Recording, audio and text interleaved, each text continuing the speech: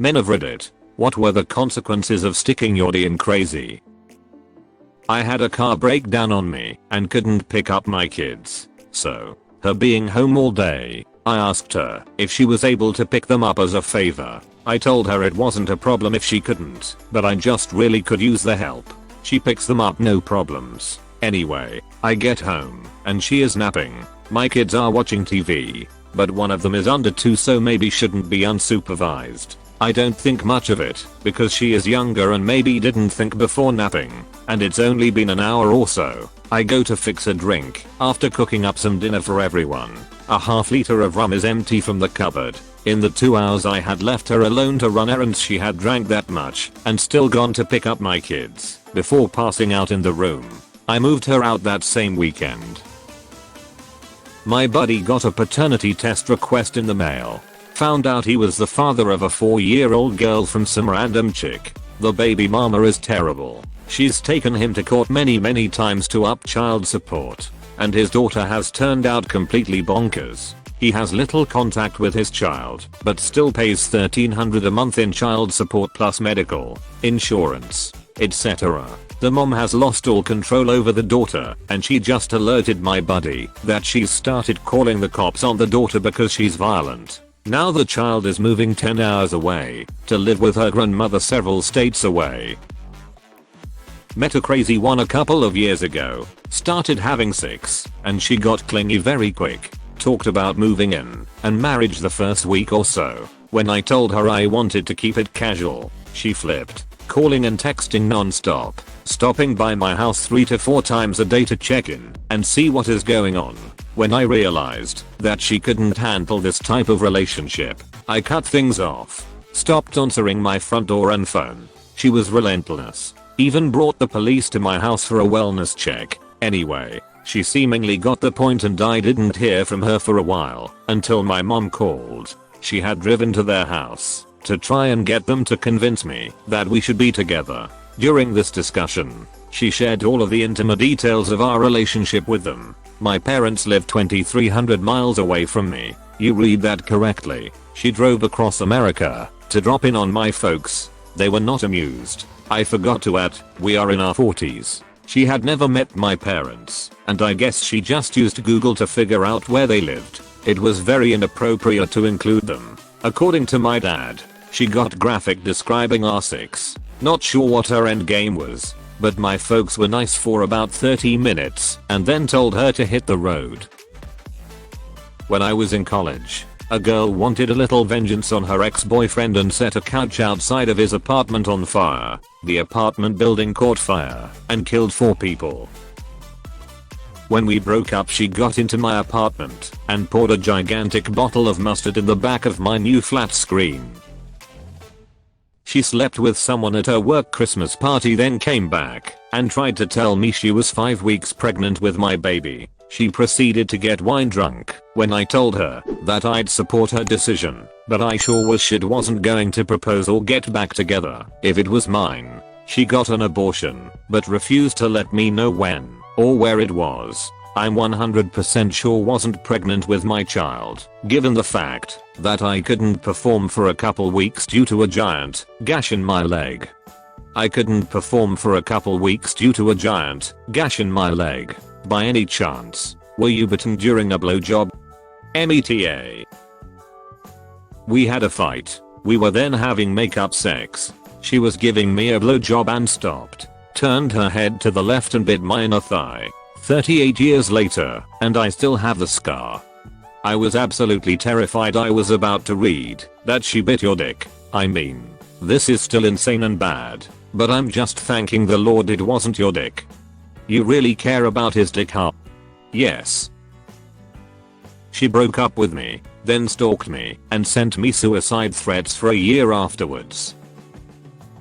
I was in a really bad time personally, from moving out from my parents' place to saying at the time fuck college, I can do better on my own, and hooked up with this girl that used to work with me at Albertsons a year or 2 prior from getting my own place. This was all around the year 2000, so shit's a little hazy. Things were great at the start, of course. She eventually just kind of invited herself in, and I let her. Sex nightly. Shit was crazy awesome. Then one day she proposed a threesome. I was all fucking for it, of course. The day came, and she straight up told me no penetration with her. That's my rule. But if I leave the room it's all your decision. After our marathon, and she left for the bathroom. That was a hard rule to adhere to, but I did. I played by the rules. 2 weeks later I heard from our third wheel. She admitted she was underage by 4 months, and it was a trap to try and snag me for statutory rape. All my girlfriend's idea. So luckily, I didn't stick my dick in that.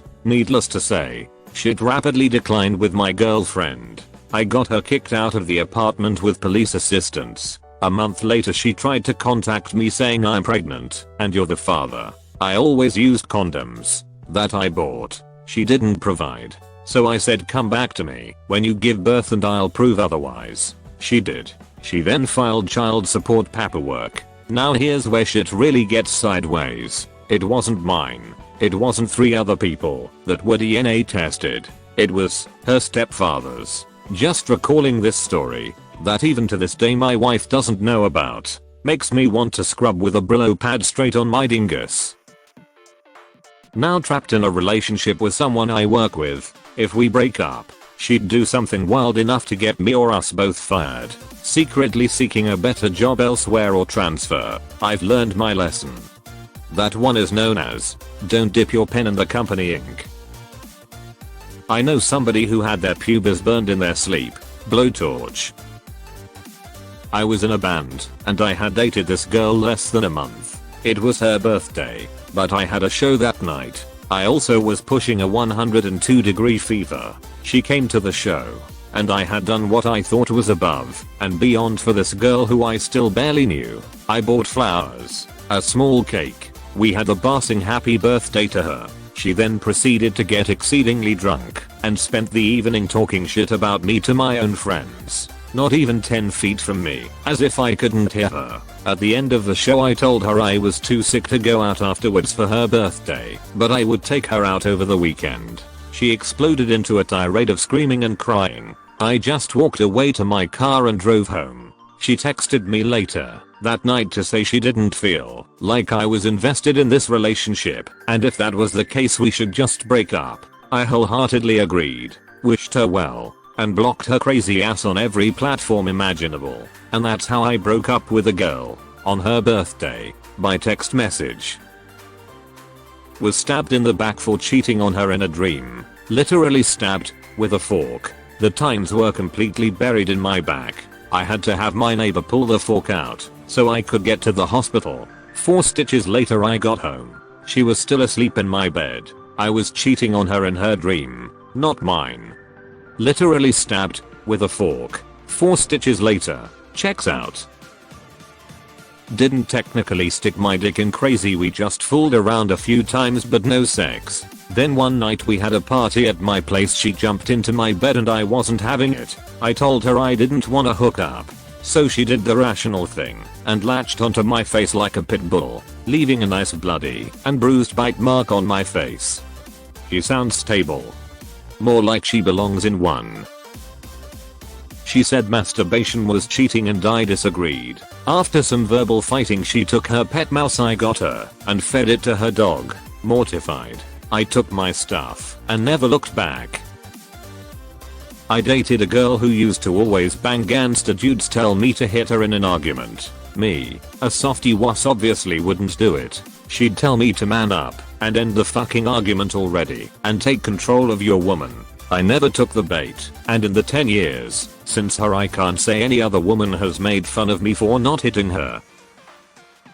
Dated this girl I met at uni for about a year or so. Things seemed to be going great, a little too great. Went to meet her family at their home and was told point blank that her mother advocated for her dating as many men at once as she could. Also her mom also told her that if she wanted to lose weight, to try speed. It was really awkward. Fast forward to the coming months and she's telling me this story about a guy at work cornering her in the elevator and forcing himself on her to make out with her. Yet she didn't go to the police or authorities. Seemed even more odd. She didn't even want me to go to them. Then her roommate started telling me she was cheating on me. I was in too deep at that point to believe it. But the icing on the cake was when my own brother came to me and sat me down to tell me that she had approached him while she was visiting and I was at work. In that moment it all clicked. So I went to confront her. She went into total meltdown mode on me, trying to make me feel guilty about everything.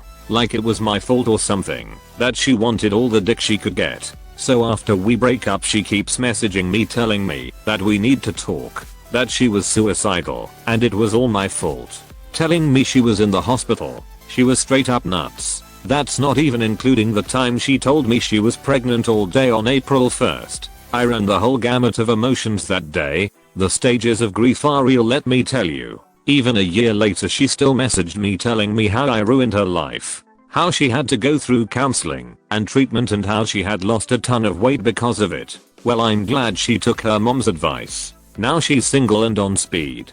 Good riddance to that bag of crazy. Glad I didn't catch and baby with her or worse. My ex-best friend was such an ag and not picker about everything.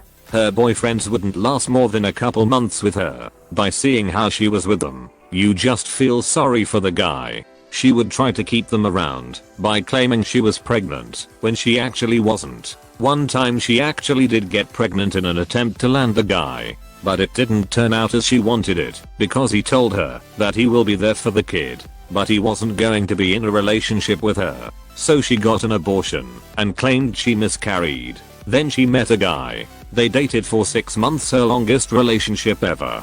She was 27 by the way, and she got pregnant. He wanted to do the right thing, so he married her. I went over to their house for dinner once while she was pregnant, and I just couldn't see how he was able to put up with her. She was nitpicking everything he did right in front of me while he was making dinner, and by that I mean she was literally standing behind him while he was cooking and saying things like, "You're adding that to the potatoes? That looks disgusting," and so on. I literally felt sorry for the guy. Well, about 2 months after she had the baby, he filed for divorce and got sole custody of the baby because she was crazy and a hoarder. Her family stood behind him 100% and helped him gain custody.